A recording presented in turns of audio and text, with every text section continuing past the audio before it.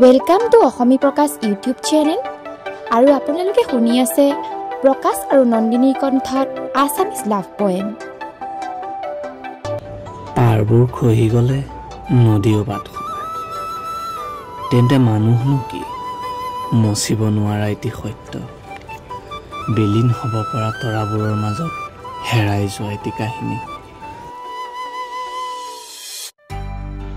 তোমাক কেনেকৈ বুজাওঁ, আজিও তোমাৰ বাবে ৰৈ আছো নিসংগ হৈ।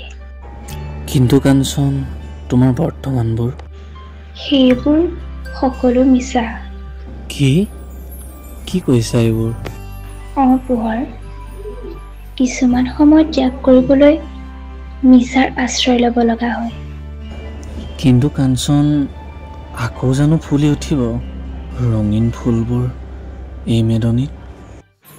নিশ্চয় পোহৰ, এতিয়া কেৱল এজাক বৰষুণৰ দৰকাৰ এই মৰমবোৰৰ। থাকিবা ন সদায় পাতৰ মাজত সুগন্ধি ফুলপাহ হৈ? কাঞ্চন সদায় আছে, আৰু কাঞ্চন থাকিলে মৰমবোৰ সদায় থাকিব। তেন্তে মৰমে সদায় বিচাৰিব মৰমক।